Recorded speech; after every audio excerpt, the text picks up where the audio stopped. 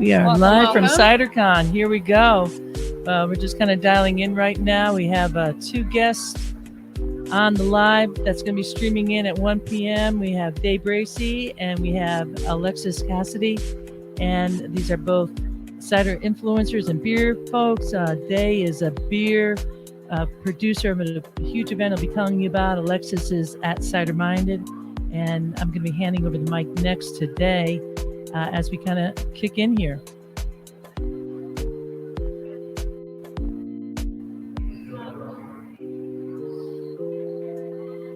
So we live right now? Yeah. Okay. Hi. Hello. Live. That's crazy. Hi, I'm Dave. I'm sorry. I'm awkwardly sitting across from you. I haven't introduced myself. Alexis, nice to meet you. Nice to meet you, Alexis. Welcome to Cider Summit, right? This is dope. So, right between Alexis and Day is going to be with why don't you guys tell us what's going to be going on here? We've got the long pour competition. This is a follow-up from the start of the competition earlier this week at Eris Cider House. So we've got our finalists here, and they're gonna, we're gonna kind of do a play-by-play of how they're doing with the long pour.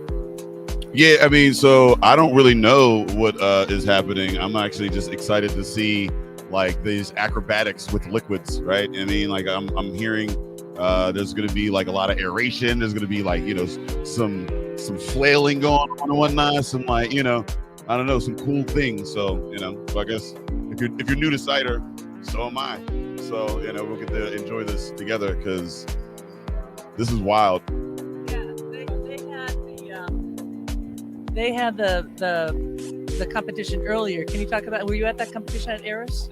I was a little bit late, so I don't have the full details. But at Eris Cider House earlier this week, I believe on Tuesday evening, they had people just jump up and start to do long pours, and they were kind of measuring how long they were doing it, their style, making sure that it was actually getting the liquid into the glass because it was based off of the Spanish cider pour method. The Cider. Yeah.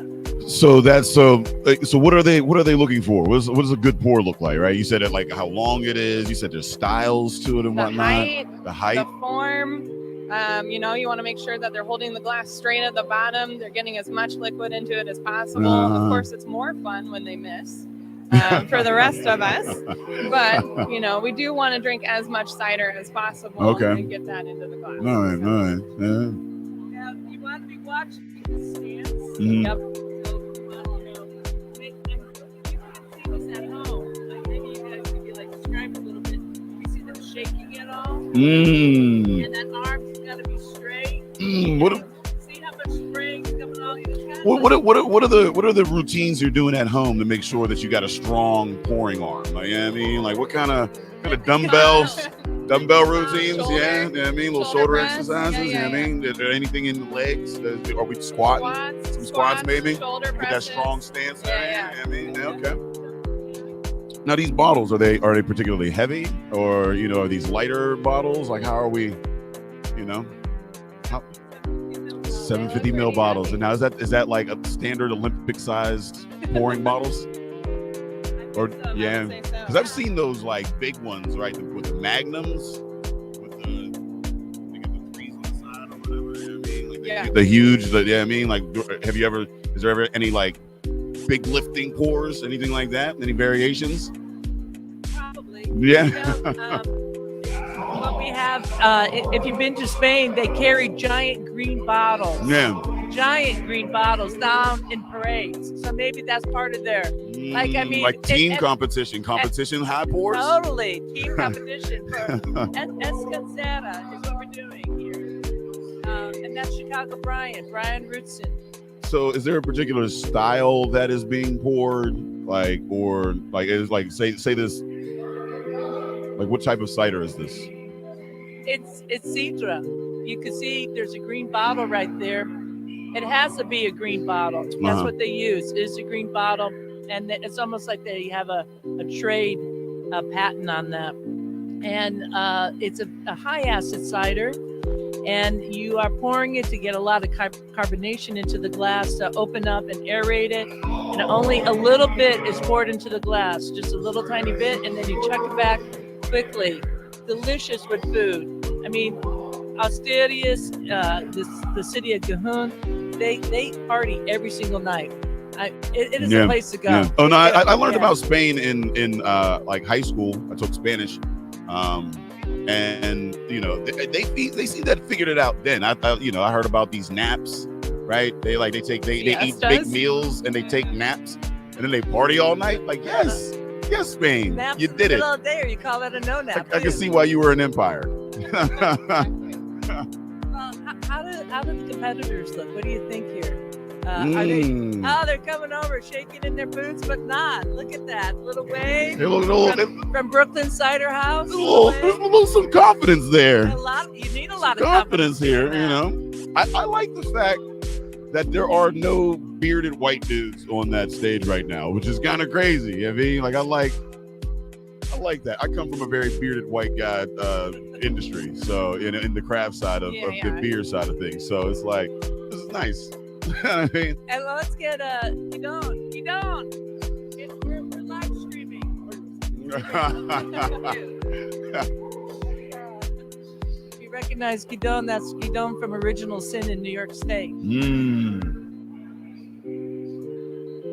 So who's taking these shots once they're poured? Like, are there judges that like taste and go, this is a good, you know what I mean? Can you judge a good pour by the taste? Are your mouth feeling it? Well, or you're going, not high enough? Well, the cider itself should be good. Yeah. Right? Yeah. So, and then you want to have just enough aeration. If you're not getting that, you don't want to drink a Cider without pouring it. Yeah.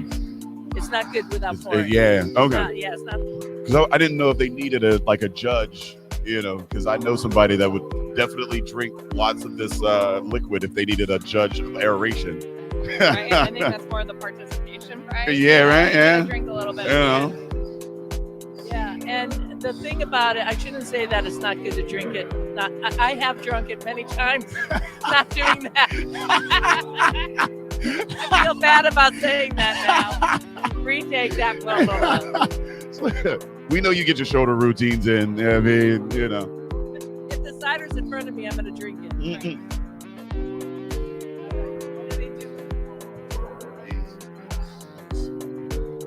I'm going to do these at home now. I feel like I'm going to be in this competition next year. You got to get it up there. Okay, so here we have Brian's like doing it. What are we noticing with his stance?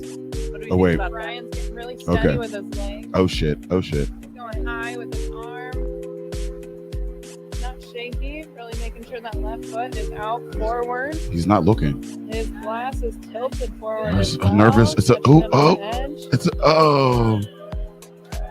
Yeah. All right. Looking good. Okay, so they're drinking their own. They're drinking their own situation. Okay, I see. Yeah. Very nice. Very nice. Very nice. Well done. All right.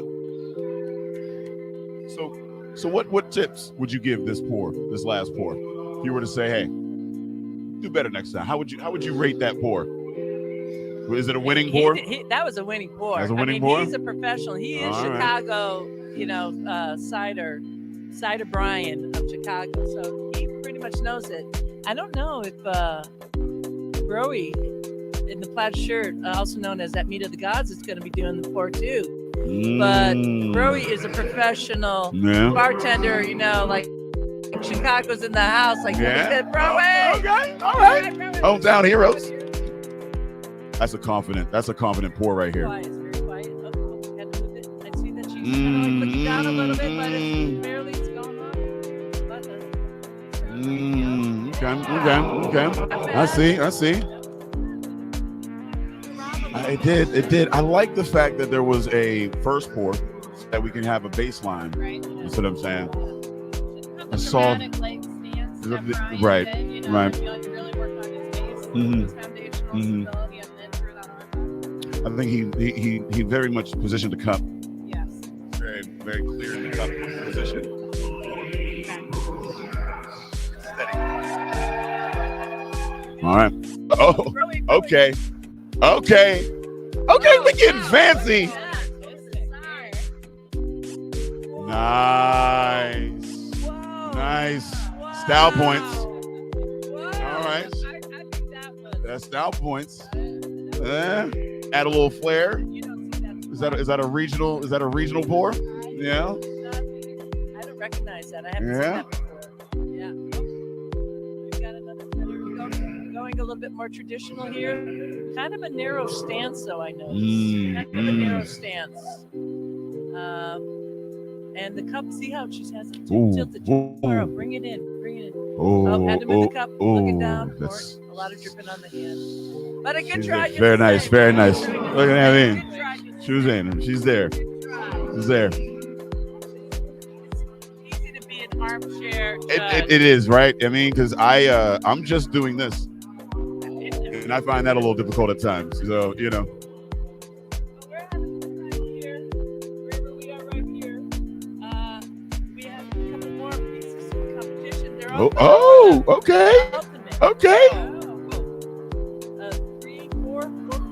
Oh, they're bringing down. Look at the head tilting down, looking down. Yeah. Watching. No I'm one, not no sure about sign, woman. Okay. that. They're doing their best.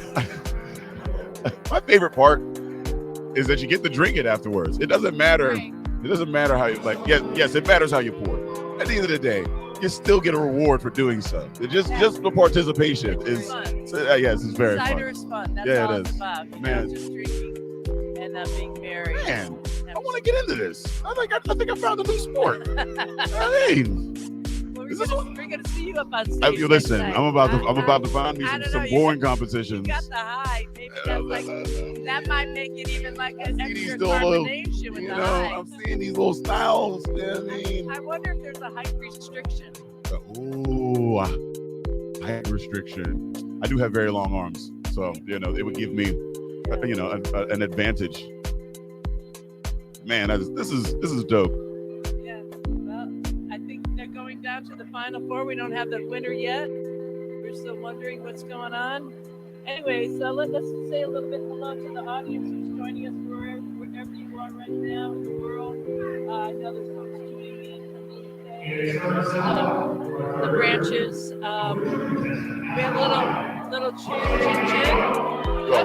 Oh, we got a winner! Who's the Oh, winner? Oh, we got a. is this a pass? Is this the champions board? It's the champions board. Okay.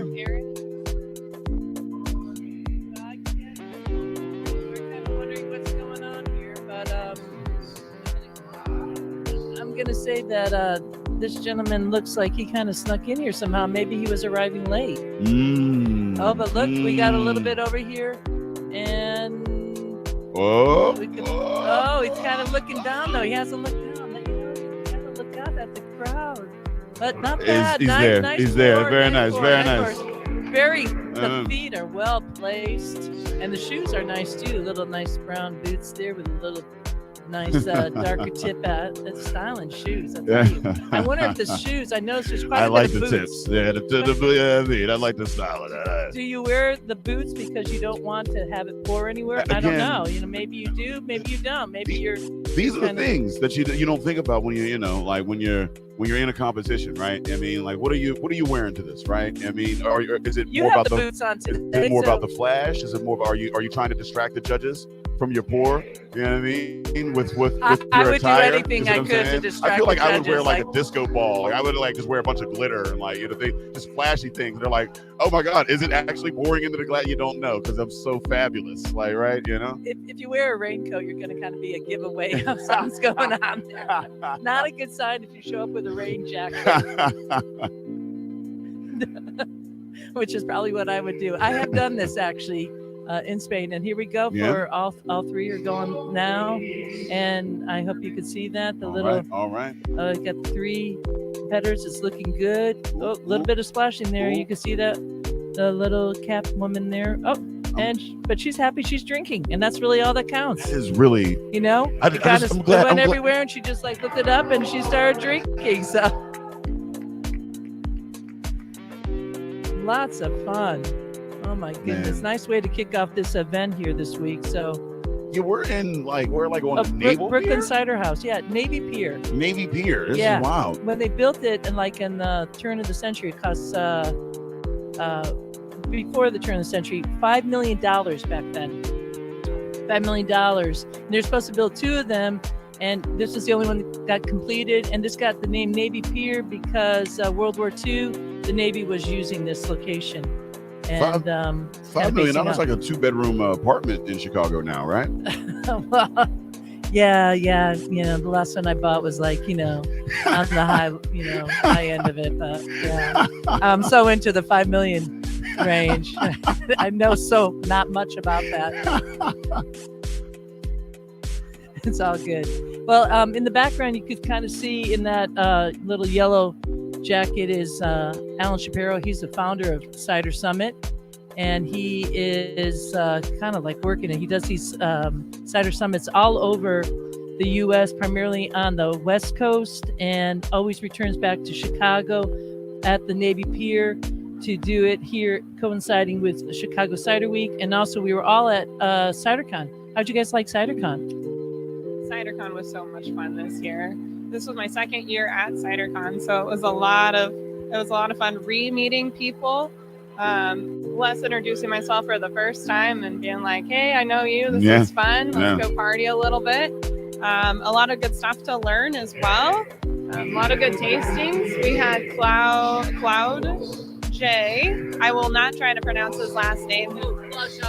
Yes, exactly. He just released Cider Planet this year, the book, and he had a Perry tasting session one morning, and it was amazing. Yeah, he had Perrys from all over in Europe. It was fantastic. Man. Have you had Perry before? Nope. I don't even know what it is. Perry is there's a certain variety of pears that are typically used for making Perry. Oh wait, we have a winner. Brooklyn Cider House. See? Style points. Style points, you see? We have a winner. Innovation. Brooklyn Cider House. That was a genre pushing pour. You see what I'm saying? And she's coming up for another trial run. Look at that. Coming up for another trial run. I'm so impressed. Look at this. Look at the stands. Spanish doing it over the side, not in front. Oh, that's so elegant. Oh, wow. New York's got to be proud about that. And again, Spanish pours near and far. Yeah, wow. Now, she was a stand-in, remember, because Peter from Brooklyn Cider House had won that competition, and he had to go home early, and she stood in. Wow, I am impressed. That was like rock solid. Bold. Yeah. Very bold. Yeah. Speaking of bold, this is delicious. Who is this? What is this? This we were talking to Dan Young earlier, and this is what we call Tandem Cider. It's a Michigan cidery. You have the Green Man, and I have the Green Macintosh. I really like this. Yep. I like what's in my glass right now. And you should know that he was a brewer, right? Yeah. In Massachusetts, is now based out in Michigan, and is up by the top of the Mitten. Yeah. The wine trail area. Is making some really great ciders, and to get it in the focus there. Yeah, it's a good. I like the fact that this is a green apple, and that is like, it's like tart, but like dry, but not like crazy, like dry that you just, you know what I mean? But it's like, it tastes like a green apple. Totally. And like, I don't know a lot about apples, but green apples are like my favorite. I mean, I don't even know if that. It doesn't say it says Green Man, but is it made out of green apple? I don't know. I would feel as if it's false advertising if you put Green Man apple cider in a green can, and then it'd be like red apples. Well, Green Man sometimes is like related to La Wassail, where people dress up in this like color. So that might have been it. I'm not sure. Green.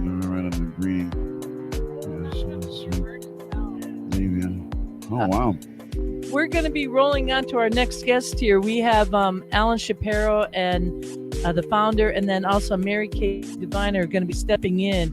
And I want to thank you, Dave, for stepping in. Dave runs a festival in Pittsburgh. Why don't you just tell us? It's a Barrel and Flow. It's a Black Brew Festival. We feature Black breweries, distilleries, cideries, meaderies and whatnot, fermentables. If you ferment it, come down, hang out, drink it. There's a lot of food, 30 food vendors, 30 arts, goods and service vendors. There's a lot of music, a lot of dancing, a lot of art. It's really like a big arts festival disguised as a beer festival. So we do that in August, and about 4,000 people come out, about 100 or so breweries, and yeah, I mean Pittsburgh is beautiful in the summertime. Totally. Much like Chicago. I love Pittsburgh, land of many bridges and beautiful libraries. A lot of bridges. Yeah, good place. Well, thanks for stepping in Thank you here. for We'll having see me. you out on the floor Yes. and drink some cider with you. Okay, so we're going to be inviting our other guests in here in a second. Let me just pull up this little banner while we kind of change that out here. That was the Escancera competition we just saw. Next coming up is Mary Kay Devine. Let's bring over another little chair here. Yep, and they'll be telling us a little bit about what's going on with this whole event. Yeah, why don't you come sit here? We're going to share this little microphone. Let's get you close enough so everybody's in there. Come on, come close. And we're going to Alexis over on that side there. I think we could all get in here on screen. There we go. Okay, so I'm going to just introduce, this is Mary Kay Devine of Women Empowered and Alan Shapiro of Cider Summit, the founder of Cider Summit. And why don't we give the mic over there to Alan right now to tell us a little bit about Cider Summit, and thank you for doing this, Alan. You're awesome. It's fantastic to do this. Like, we love to add just a little something to the mix every year, and so this is something we haven't really done before and super cool, so we're excited about it. So this is year number 9 in Chicago for Cider Summit, and it's just great. We've been on a 2-year COVID hiatus, really 3 years. It was like February 20th or something, 2020, when we were last together. So it's just so much fun to have the community back together, and just there's a great vibe in the room of people that are happy to be back out at events. And if you missed us this year, you got to come back next year. Yeah. I believe we're the first Saturday in February of 2023. So hit cidersummit.com and keep looking for the details. Fantastic. Thank you, Alan. And where's the next Cider Summit from here? You're in Chicago now, and when's the next one coming up on the West Coast? Yep, we're on the West Coast next. We are going to make an announcement shortly about our plans for San Francisco, which is typically April, and then Portland will be late June, and Seattle is always the weekend after Labor Day, so early September. And for all the folks having cider FOMO out there, how many ciders do we have out on the floor here today? We got somewhere in the neighborhood of 150 if everything showed up, from about a little 45. bit of spirits too. Yeah, so some Calvados, I think, is out there. Maybe a little Pomo, a little Calvados, some cider cocktails upstairs, and a Chicago tradition is Malort.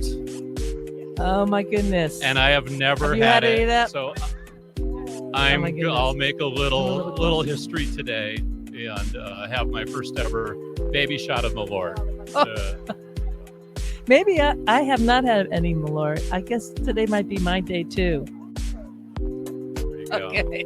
So fantastic. Thank you, Rio. Thank you. You're awesome. We'll see what adventures lie ahead today. Yeah, it's great. And having Alexis here joining us too. Thank you for connecting all these dots here. You're the man. Yay. All right. Well, let's hear a little bit about Women Employed, Mary Kay Devine. What can you tell us about your work and what you're doing there? Well, first, a great big thank you to Alan for selecting Women Employed as the nonprofit of choice this year. So a little bit of your event ticket comes to us as a donation, and then the vendors have so generously packaged up some raffle prizes. So it's just been fun getting to meet a lot of people at this event. Our first time for, I think, me and my whole staff to be here. We're actually celebrating our 50th anniversary. Born in 1973, very much at the height of fighting for working women in the workplace. And we have just been breaking barriers and opening doors and crashing ceilings, as they say, for the past 50 years. And if we've got time, I can give you a couple examples of the kind of work we've done and do. So for example, imagine the 1970s workplace. Men are getting pretty handsy at the photocopier. Your boss is barking at you to make coffee. Not this guy. Other male bosses, barking at folks, not giving them opportunities to advance in the workplace. And we helped name sexual harassment. We helped write the law, and we helped pass the law in Congress. So, you know, we know it is still very much an issue, and we continue to work with employers to fight it, but we were on the forefront of that win. These days, one of our most recent initiatives, we actually just launched a women's entrepreneurship hub because speaking of COVID, we knew a lot of women, especially Black and Latino women, were leaving the workplace to figure out their own business because the workplace was not very kind to working women. And so wehub.org is our location that provides resources, business plans, how to get your paperwork together, and taking women from everything that they just think might be a hobby or a side hustle to a full-blown business. And then it's almost like everything in between, you know, fighting for financial aid so women go to college, affordable childcare, the Family Medical Leave Act that I think a lot of people know about, you know, that if you get sick or a loved one sick, it's like, oh, take FMLA, take family leave. Well, that's unpaid. And so that's having its birthday on Monday. My colleague was just at the White House with President Biden and Vice President Kamala, and we were saying, congratulations, we have paid, you know, family medical leave in our country, but it's not paid, and that's not realistic. So if you are sick, if your loved one's sick, so every day we are fighting for paid leave for everyone, for all workers all across this country. So that's just a snapshot of the kind of work that we've been doing to fight for gender equity and really close the wage gap and the wealth gap at the intersection of race and gender. So it wakes me up every morning. And how do people get a hold of you and your organization? Yeah. So we are at Women Employed, so women plural, womenemployed.org. And check it out. We're turning 50, so there's a really cool timeline on the website that celebrates 5 decades, Wow. 5 decades of smashing the status quo. So thank you for having me on the chat, and thank you again, Ellen, for selecting us as a nonprofit. That's fantastic. Thank you so much. All right. Well, we'll be talking to you later on today at 5:30 when we do the next live stream. I know you're a busy guy, Alan. You got to get out there on the floor. And Mary Kay, I'll be seeing you down at the booth a little bit later on. All right. Come on over here, Alexis. We're going to be waiting for the cider farm coming up, but let's check in here a little bit. I'm going to kind of switch out of this screen and see what we have here. How you doing there? Doing good. Do you have enough to drink yet? Working on it. I did want to talk a little bit more about Malort. It was my first time trying it this week. Yeah, let's talk about that.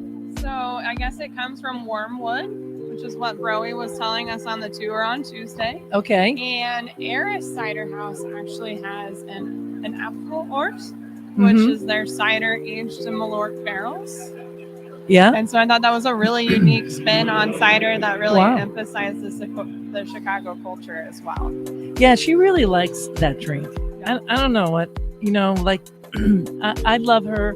And so I'll do whatever Broey says I should do. And I just want to say, if you're in karaoke with Broey, that's a life experience. And maybe that's what makes karaoke go well, is some Malort. It's a Chicago-based drink, right? I mean, they have a lot of pride on it. So I'm going to have a little bit of Malort today, for sure. We're still looking for Deidre. You're going to be coming on later on today. You what? No. Well, yeah, come on now while we're waiting for Deidre. We might bring you on later on today, too. Come on over here. We're waiting for one other person here. I'm going to have you kind of sharing the mic with her. Give a little intro of who you are. Hi, I'm Carmen. I'm from New Zealand. I have a cidery at the bottom half of the North Island. It's called Elemental Cider. We From New Zealand. Yeah, New Zealand. That's not too far away, huh? Is it warmer there? No, it's summer there right now. Yeah, it's beautiful there. Have you been? I've been to Australia, so I know that 20-hour flight pretty well. 20-hour flight?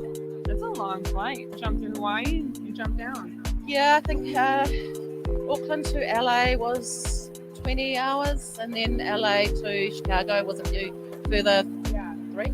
Yeah. I lost Wow. track by then.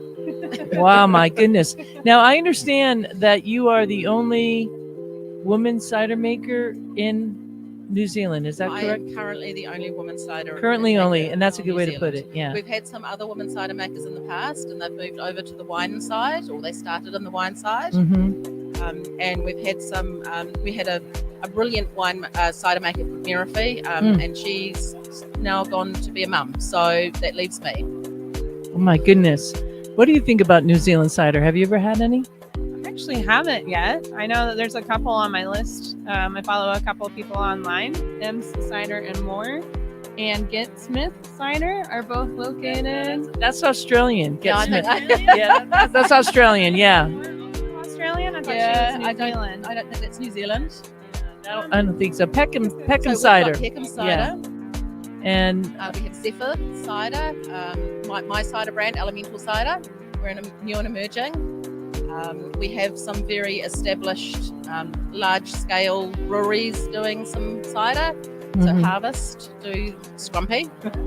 well, what is your style of cider? What are you I making? make a dry cider. Everything's dry that you make. Everything's Is that dry, true? Bone dry, glucose fructose free. Mm-hmm. I use proper cider apples, and I respect the apple. So, we have a basic apple ferments, driven very much by my winemaking background. Nice, So nice. one like a Riesling, one like a Chardonnay, one like a Gewürztraminer, and my Perry is like a Prosecco. Perry like a Prosecco. Yeah, designed for Christmas morning drinking. Wow. Brunch wow, drinking. wow, Yeah. wow. Well, can you tell us a little bit about the landscape, what it looks like there? New Zealand is a country of two islands. So the majority of the population is in the North Island, and the majority of the cities are on the North Island. So that is very much driven from, connected by one big long road with State Highway 1. We're very original, North Island, South Island, State Highway 1. It's the South Island that we see the spectacular landscapes, where we've got the Alps, beautiful plains. Is it kind of like what, my only relationship to New Zealand, well, I've always wanted to go there for one, because I just knew it was beautiful. But of course, most of us know the whole Hobbit series, The Lord of the Rings, was all filmed there. So we're seeing majestic mountains. So if I stood up from your front door, and I looked out, what would I see? From my front door, you would see the river that Arwen rescued Oh my goodness. the Hobbit from when he was escaping from the ring wraiths. Did you hear that?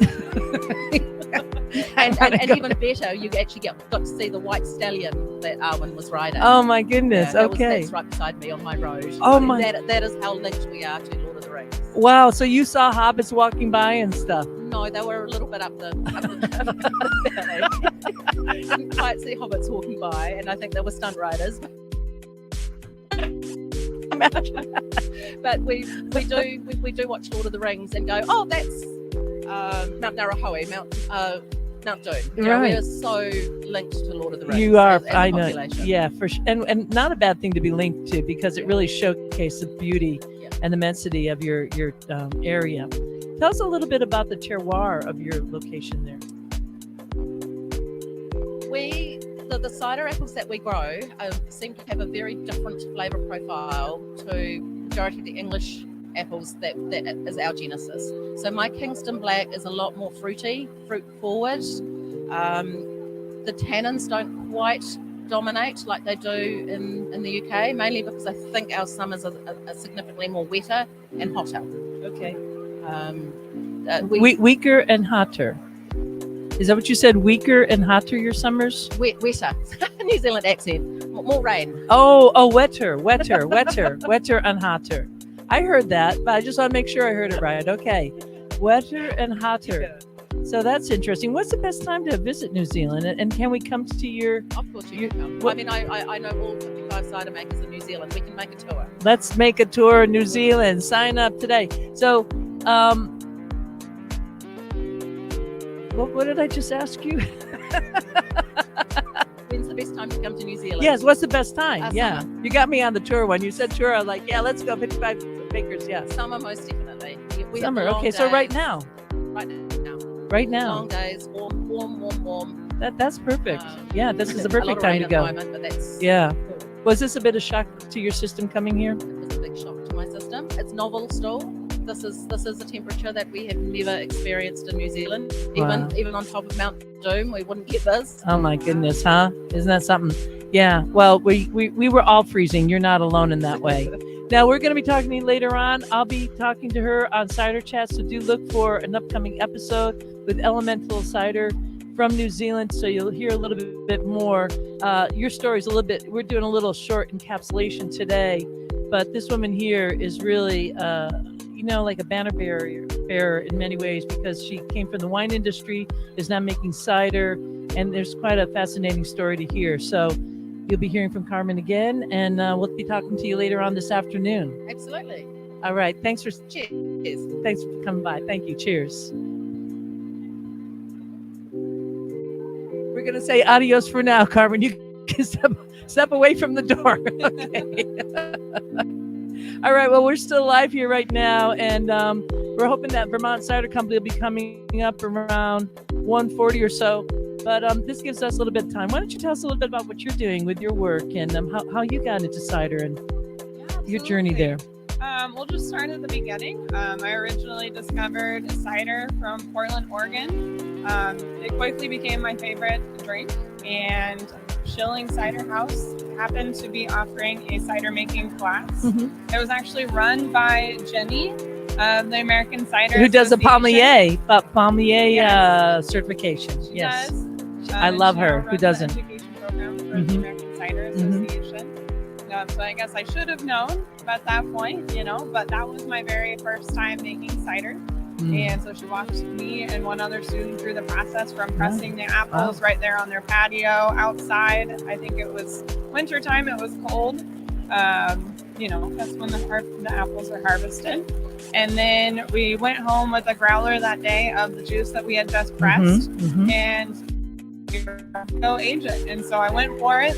I did not store it properly that year, and so I think it was just raunchy juice by the time I drank it. But I wasn't deterred.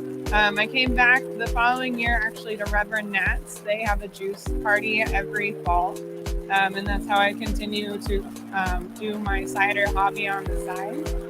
So after about 4 years of making cider at home, I was like, well, I think cider is the direction I want to go. And how can I just start learning more and get more involved with the industry? And so I started following other people with my personal account, seeing that they were active on social media. And I thought to myself, I think I can do that. Sure. Well, just following your passion there. Exactly. Before you go further on that, I want to just ask, are you still making cider? I am still making cider. So I'm on year 6 now. And Bravo. I did go back to Rev Nat's this year because it was a little easier to just get some juice. But during the pandemic, he shut that down. And so that was the first time I actually rented a press and went and picked some apples and made it all the way through myself. Oh my goodness. Okay. Yeah. And what kind of style do you typically make when you're making cider? It's typically a modern at this point. What do you mean by that? Modern? So just the kind of apples that I'm using. Okay. They tend to be more on the modern side, the dessert side. Oh, okay. So culinary apples. And do you like drinking your cider, having sweet cider or semi-sweet? I did 1 year where I did a pretty good sweet, and so that was gone by the end of June that following year. That was my best round. I think that was year 3. Okay. From there, I've been doing dry ciders because I haven't been able to get the juice to stay in the fridge as well ever again. I don't know what it was about year 3, but the fridge really kept that juice so I could back sweeten. Okay. Yeah. Started exploding. If I was to open up your fridge, I go into your, I get the key, I look underneath the mat where you try to hide it. No, I wouldn't do that. I'm only kidding. That's not me. The good Ria's back again.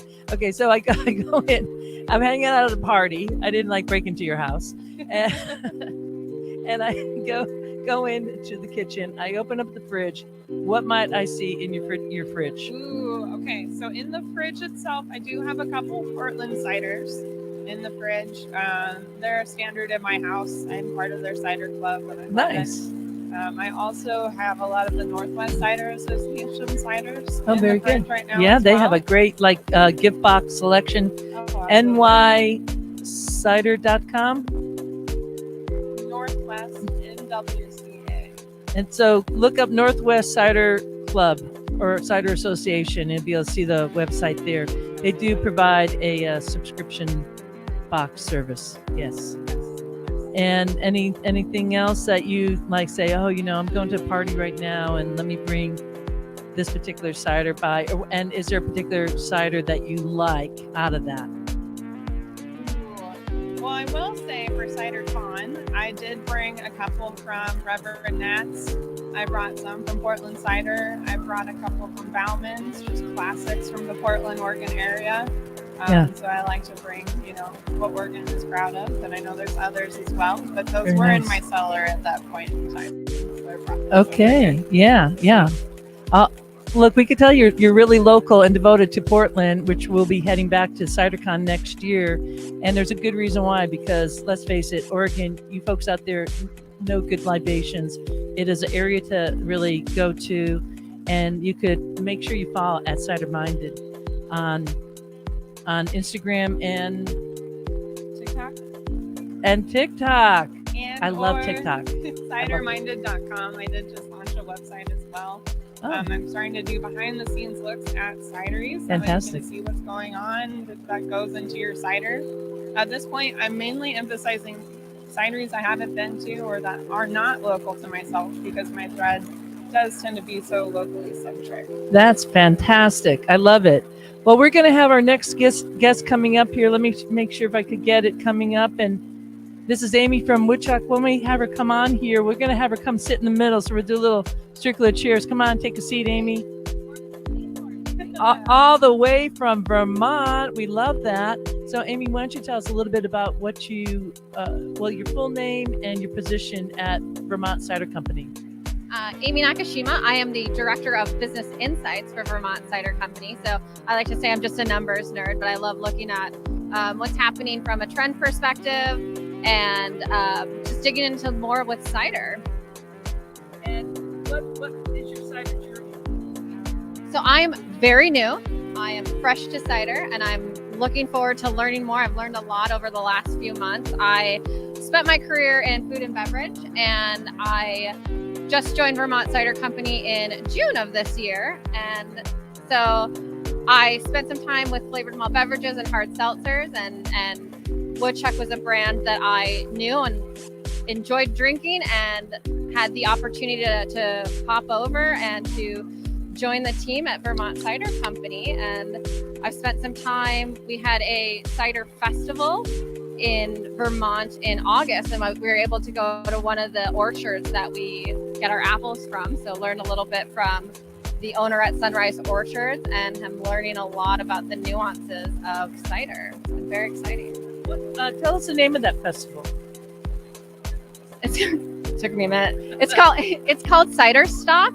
So we don't put it on every year. It's a lot of work for the team, but really fun. We were able to bring in our distributors and people who support the brand and love the brand, to bring consumers into it as well. And we had 3 musicians up on stage performing. It was just a lovely event, and really fun to celebrate music and cider and all be together. It's a play on Woodstock, right? Yeah. Cider stock. It's a really cool event. I haven't yet to be to it, but it's a cool event. I think there's another question we want to ask all our women cider makers. Is there a woman in the industry who inspired you? Absolutely. So, like I said, I'm new. Bridget Blacklock is our chief commercial officer. So she's the one who brought me over.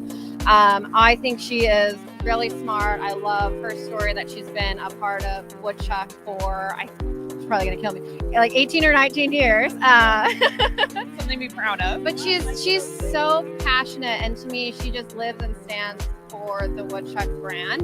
And it's a wonderful brand. It's been around since 1991. It's iconic, and she has just kind of let me do my thing. So from a leadership perspective, I can spread my fingers into a lot. So I said I do insights, and I was able to, we're going to start some consumer research, which I'm really excited about, just because, again, I'm new to cider. I don't know much about the cider consumer. So I'd love to learn more about who's drinking our products, what they're looking for, and how we can best serve them. Absolutely. I believe in the early 90s there you could count the number of cideries in the country on both of your hands. Does that sound right? Early 90s? Yeah. Oh yeah. Yeah. Probably Absolutely. one hand, maybe going on 2. Yeah. So it's amazing that Woodchuck has been along for the ride throughout this entire growth period. And I think it's great that other cideries have come into it.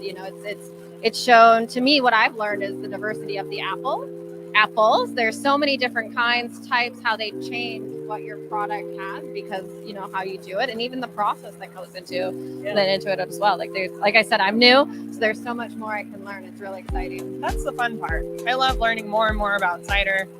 It gets really, you get comfortable with the community, and then you learn from everybody. So it's amazing.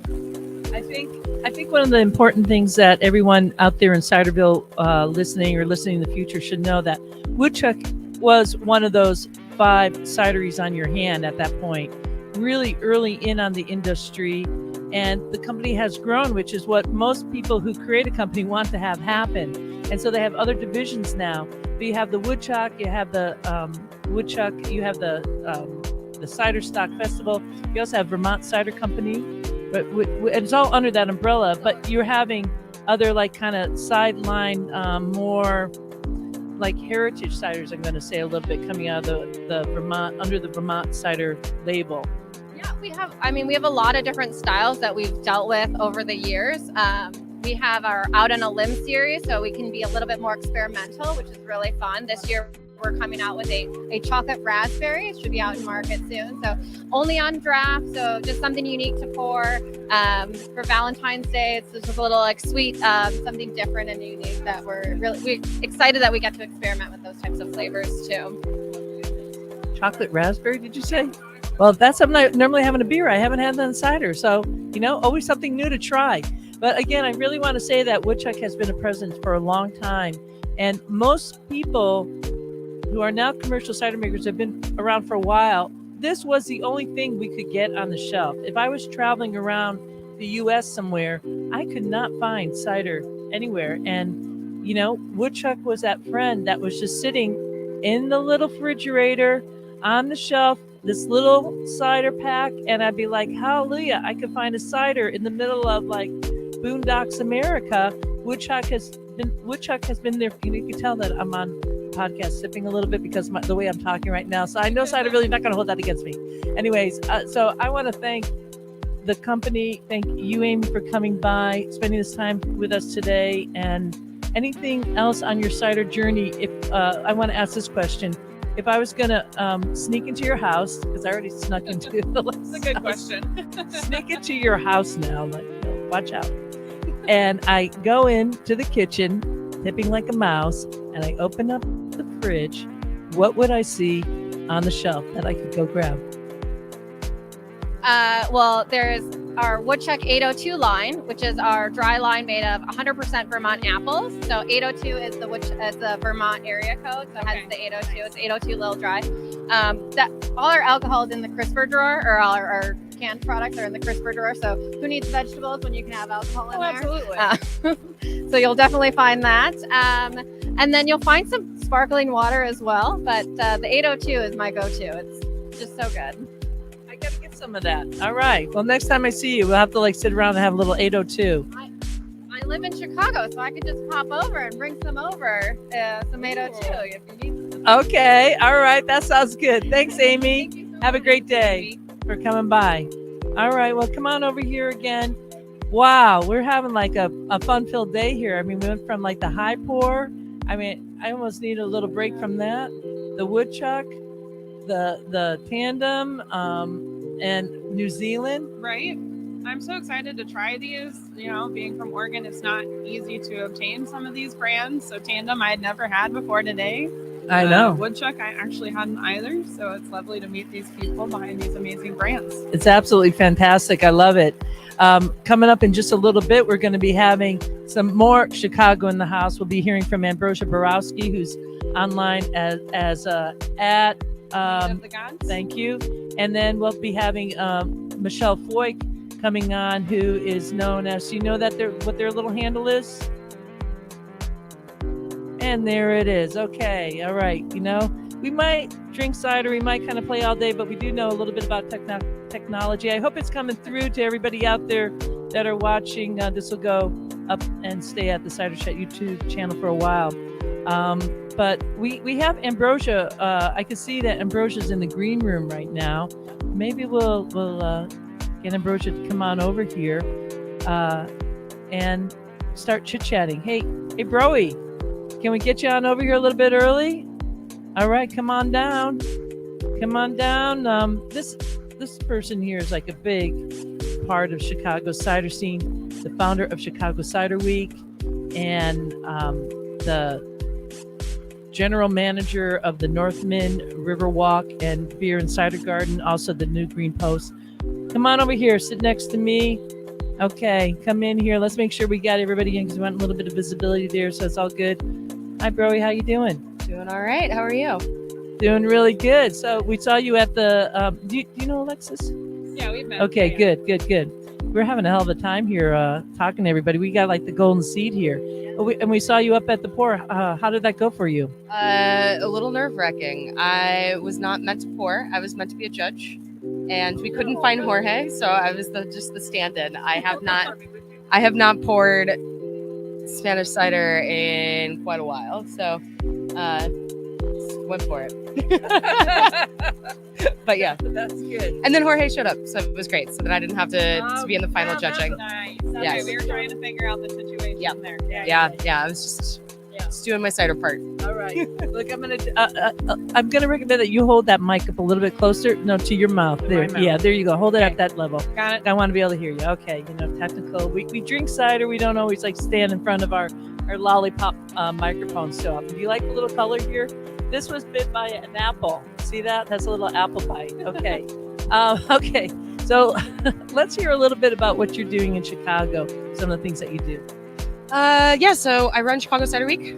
That's a big one. I do the cider for Northman Cider Company, and then I'm the executive beverage director for all of our bars and restaurants, including Northman Beer and Cider Garden on the Riverwalk. What about the Green Post? Also the Green Post. And what is the Green Post? It's a public house. So we've got brandy, gin, cider, beer, everything. Non-alcoholic. It's a cafe during the day. It's a pub at night. We were showing the Six Nations this morning. Lots of expats all around when I left to come down here. We do all the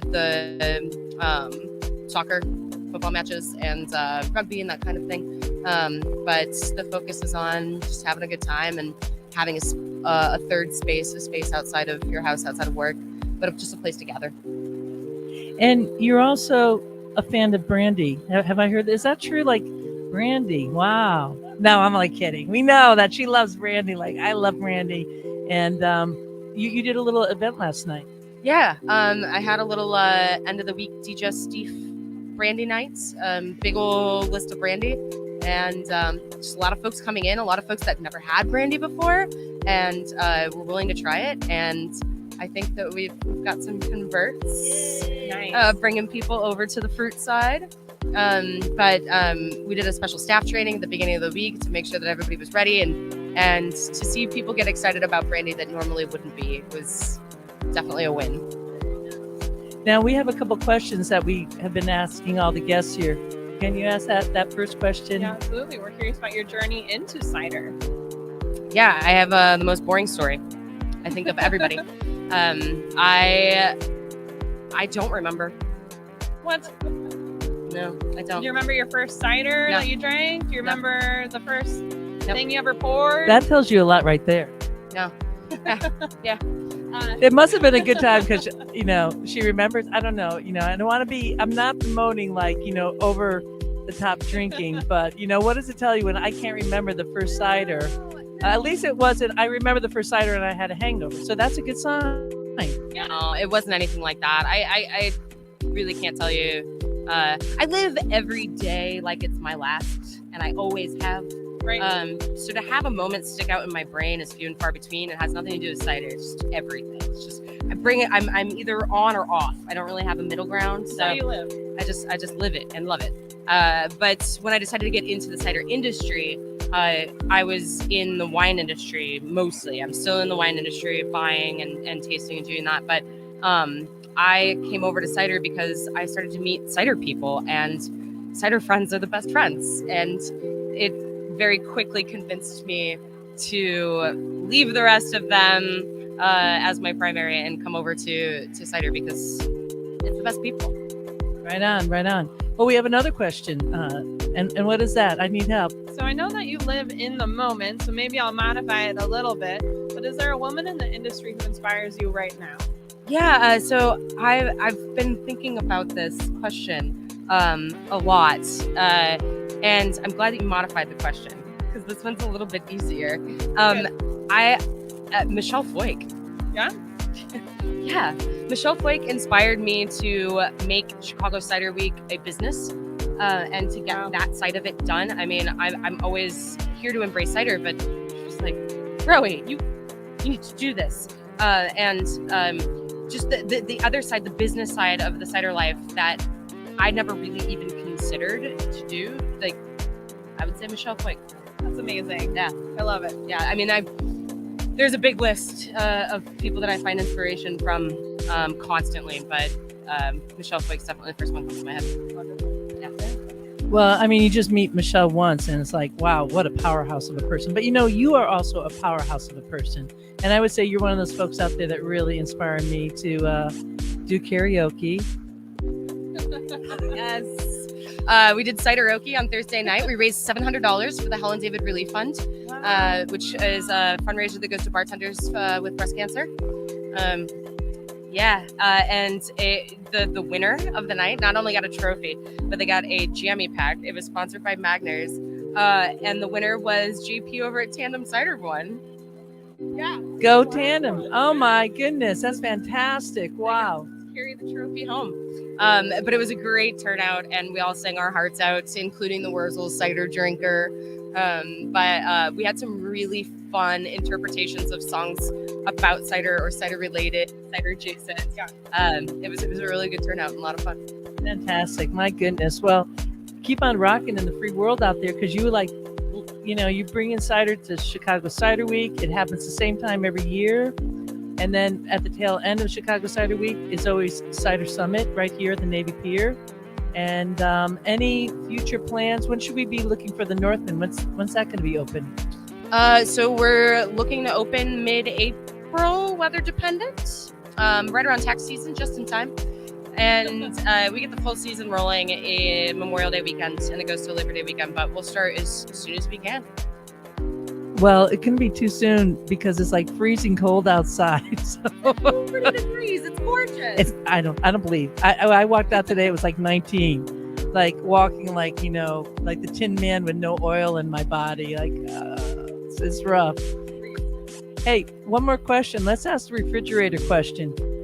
You want to try? You lead that one. Okay. I like your finesse on it. I'm the only one who sneaks in people's houses and gets the key from underneath the mat or the flower pot, and and I go into the back door, or there's a party or something, and sneaking around, and I open up the kitchen door and I go into the refrigerator. What cider would I find on the shelf?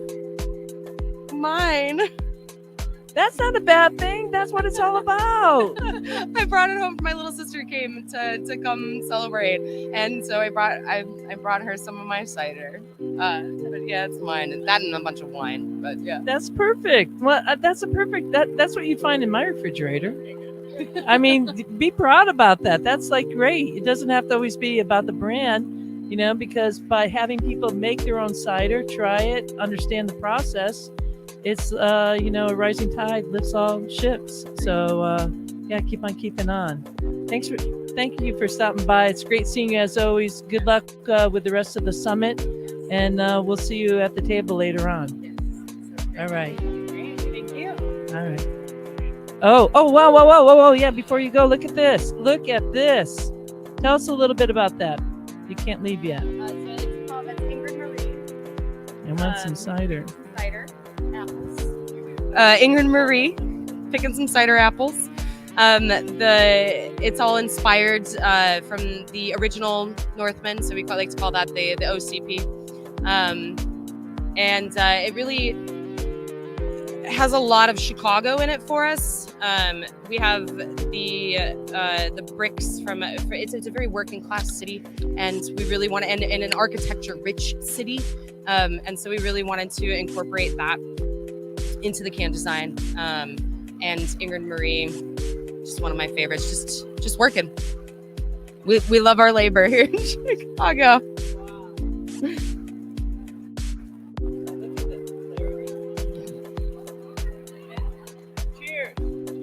Cheers. So will you submit this one to Glencap this I year? did That's where we last met. year. Yeah, I did. I did submit it. Yeah, well, submit again. Okay, of course. Perfect. Let me ask you a question here. So it says dry, but I'm getting residual sweetness on it. So let's. You get a minute to talk about that? Yeah, sure. Yeah, so we're using the GLIMCAP, the Great Lakes International Cider and Competition guidelines for dry. So it is 0.07 grams per liter of residual sugar, which we felt was close enough to call it dry. As you know, there's no law or regulation about it. And for your average consumer, which is a pub cider, it's meant to be enjoyed at a pub in a social setting, something that is not meant to be meticulously lauded over. It's not something that is meant to be dissected. It's meant to just be drank while you're enjoying friends. And we felt that dry was fine enough for that. And I back sweeten with fructose instead of sucrose because I just like to keep that fruit, keep it on. But yeah, it's a very small amount of fructose added back to the back, but enough to just give it a little bit of a body, a little bit of push to make it less dividing for your average cider consumer. Still enticing, but still dry enough for your nerds. Yeah. Well, you know, a dry cider with even no sugar added, always the apple always lends some sweetness to it. Like it's fully dry. People don't really understand that. You don't necessarily have to add anything to it. When it dries out, you're getting the pure essence of the apple, and there's always a little bit of sweetness, even on the driest of dry. Also, we're getting some nice little tannin here. So you're getting that drawback, which is nice. It helps your mouth salivate a bit, makes you want to have a little bit more food. Some cheese. We actually do have some cheddar cheese here. We'll be opening up a bit once we go offline and we're not having like cheese in our mouth. You know, it just doesn't look pretty. And yeah, wonderful. Nice job. 134 calories. Let's see if we get that there right on the label. That label's telling you a lot. There's a lot of reading. So if you're at the pub alone, you got a little reading there until somebody comes over and says, hey, let's drink some cider together. Right on. Thanks again. Yeah, thank you so much. And thank you for all you do. I love your podcast. I've always been a big fan and forever will be. So thank you. Yeah, thank you both. Thanks for coming by. Okay, go party. All right, come on back here. All right. Oh my goodness, this is a lot of work. You're kind of talking it up and talking all the fun It's stuff. so fun. Yeah. I like it. You like it? Oh, I do too. I think you're a nice person to be able to sit here with. Let's hear a little bit more about cider and what you're doing when you're saying behind the scenes. You were talking about that earlier. Yeah. So nowadays I am 2 years into Cider Minded. Oh, wait, we have something coming in here. Okay. Yeah. Oh, we're going to skip here. Actually, we're probably almost done with our live stream, but we're going to bring Michelle. Let's bring you on the other side here. Yeah. Come in the middle. Michelle Foyke's in the house here from Eris Brewery and Cider House, or Cidery. Eris Brewery and Cidery. Cider House. I said it right the first time. Okay. Hi, Michelle. How you doing? I'm good. How are you? Really good. Do you know Alexis? I saw you earlier this week on the tour. So Oh, nice to meet you. Yeah. Yeah. So Alexis is at Cider Minded on Instagram. Oh, great. Yeah.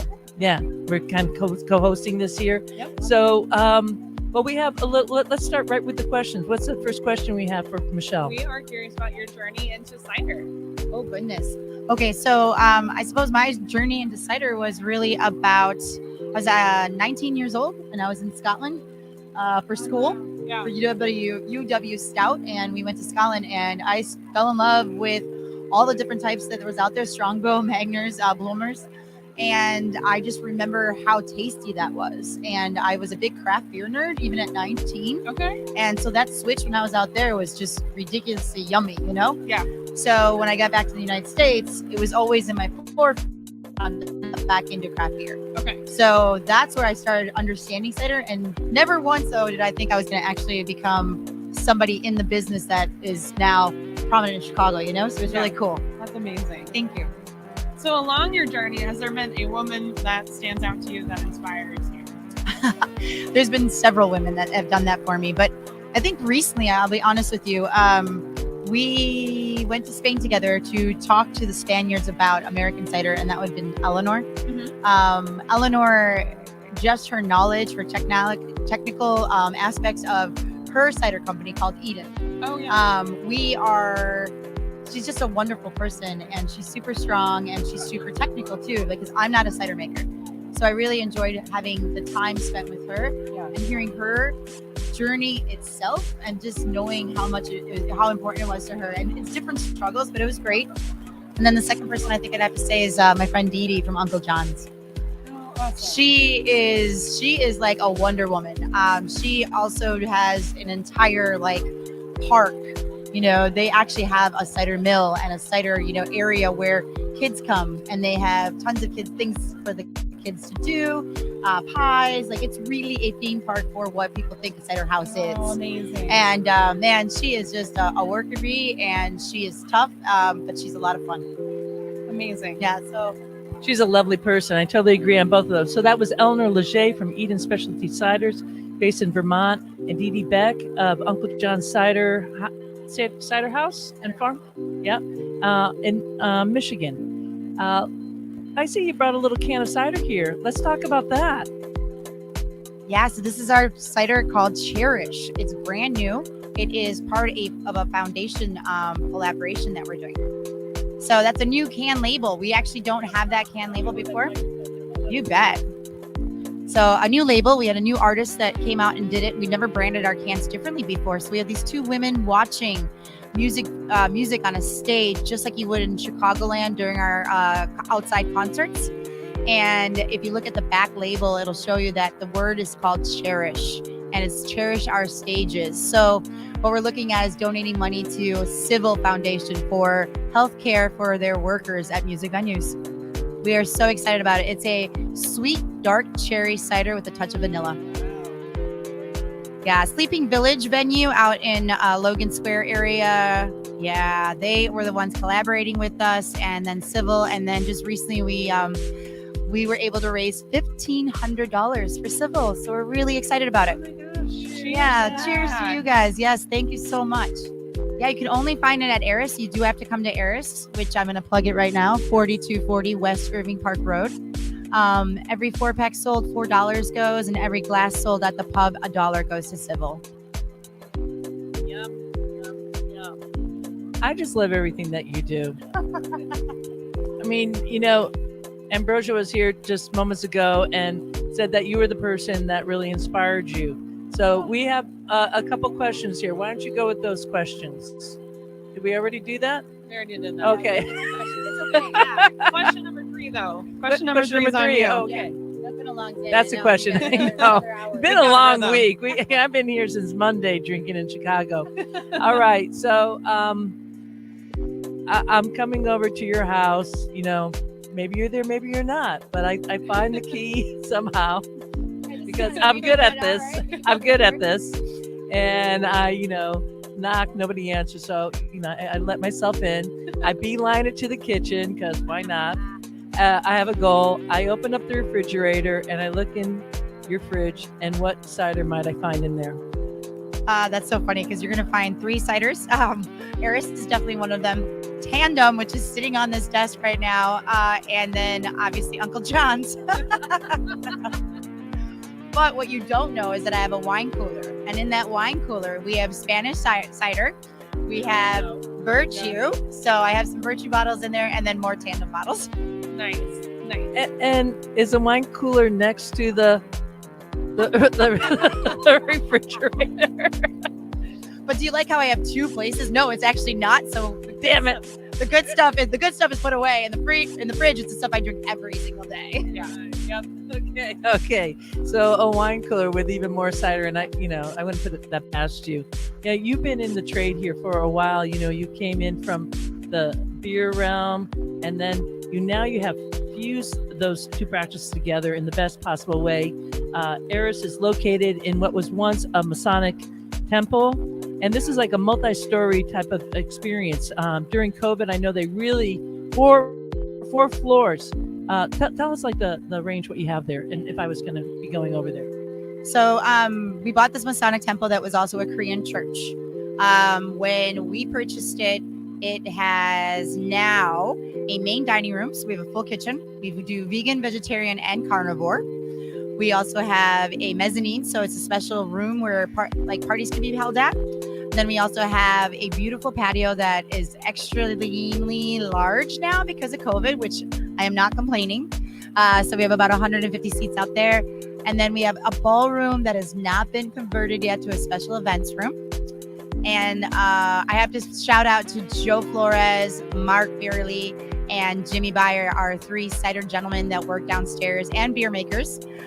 They have been doing a spectacular job. And just recently we had a 5,500 gallon tank show up that they're going to be expanding wholesale with.